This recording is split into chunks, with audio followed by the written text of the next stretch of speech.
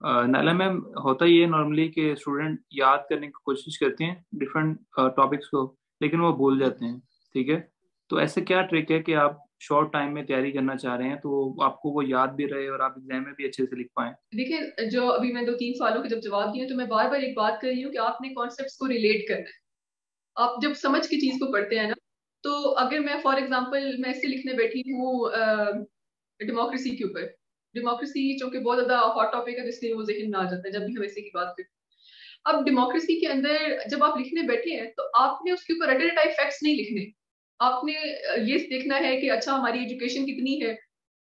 फौरन आपके जहन में बात आएगी कि अच्छा एजुकेशन लेवल ही नहीं है तो लोग क्या वोट डालेंगे जब उनको अवेयरनेस ही नहीं है।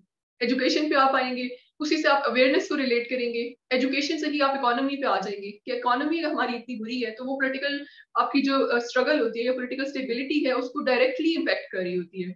आप इकोनॉमी पे आएंगे, इकोनॉमी से आप उस पर चले जाएंगे क्या होता है ओवरऑल आपकी जो सोशल फैब्रिक है। जब सोशल फैब्रिक आपका इतना स्ट्रांग ना हो तो डेमोक्रेसी आपकी वीक हो जाती है। आप एक स्टेप से दूसरे स्टेप पे रिलेट करते हुए जाएंगे। तो इससे होता ये है कि आपको चीजों को एज इट इज रट्टा लगाने की जरूरत नहीं पड़ती कि आप डेमोक्रेसी के ऊपर 10 पॉइंट जो है उनके रट्टे लगा के चले गए, उसने पूछा किसी और एस्पेक्ट से है तो फिर आप फंस जाते हैं।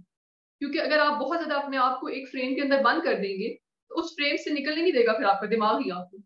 तो आप जब टॉपिक तैयार कर रहे होते हैं उसको थोड़ा सा जनरल उसकी अंडरस्टैंडिंग आपकी डेवलप होनी चाहिए। आपको जनरली पता होना चाहिए कि ये टॉपिक क्या है, इस टॉपिक की कोर, इसका कोर कॉन्सेप्ट क्या है।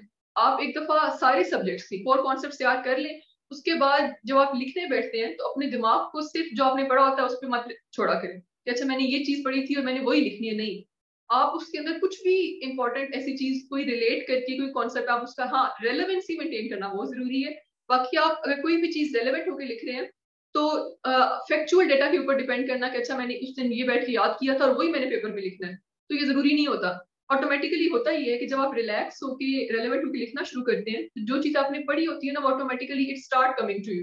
मतलब आपको, आप जब रिलैक्स हो जाते हैं, आपने प्रैक्टिस की हुई होती है रिटर्न, और रिटर्न प्रैक्टिस में जरूरी होता है आपकी जो रिवीजन है उसमें ये जरूरी है कि जब आप एक टॉपिक तैयार कर रहे हैं तो आपने उस टॉपिक को एक दफा बड़े अच्छे तरीके से उसको तैयार कर लिया। आपने उसके डिफरेंट एस्पेक्ट्स को, आपने सोशल एस्पेक्ट देख लिया, आपने उसकी इकोनॉमी देख ली, आपने उसका इन्वायरमेंटल एस्पेक्ट देख लिया, 5-6 एस्पेक्ट्स निकाल लें, उससे उस टॉपिक को समझ लें। आपने उसकी रिटन प्रैक्टिस कर ली, उसके ऊपर पास पेपर से क्वेश्चन निकाले, उनको लिख के देखें। जब आप लिख के प्रैक्टिस करते हैं तो फिर आपको पता चलता है कि आपके पास खुद इंफॉर्मेशन कितनी है, और जो इन्फॉर्मेशन आप उस टाइम पे रिटेन नहीं कर पा रहे वो आपको उसी टाइम समझ आ जाएगा कि अच्छा यहाँ पे मुझे प्रॉब्लम होती है, ये चीज पेपर अटेम्प्ट करते हुए मेरे से स्किप होती है। तो उसको मार्क कर लेंगे, अच्छा इसको मैंने 2-3 दफा और रिवाइज करना है, उसको रिवाइज कर ले। अगली दफा दोबारा जब आप टॉपिक लिखने बैठेंगे आपको क्वेश्चन, आपने उस टाइम फ्रेम के अंदर क्वेश्चन अटेम्प्ट करना होता है कि अच्छा अब मैं बैठ रही हूँ, मैंने करंट अफेयर्स का क्लाइमेट चेंज के ऊपर एक क्वेश्चन अटेम्प्ट करना है। मैंने क्लाइमेट चेंज को एक हफ्ता पहले कवर किया था, रिवाइज किया था, अभी मैं बैठ रही हूँ पेपर देने के लिए।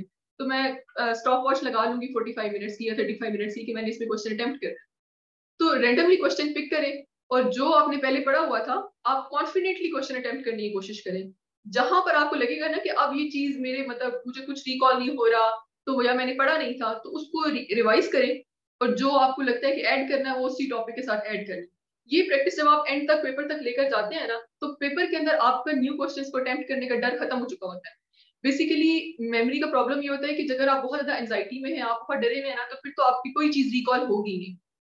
तो अगर आप रिलैक्स होके रोजाना पेपर अटेम्प्ट कर रहे हैं और अपना टाइम रख के कि मैंने इतने टाइम के अंदर ये पेपर अटेम्प्ट करना है, तो आपकी ऑटोमेटिकली एक प्रैक्टिस हो चुकी होती है, आप फेमिलियर होते हैं उस सिचुएशन से जो आपने पेपर के अंदर फेस करनी है।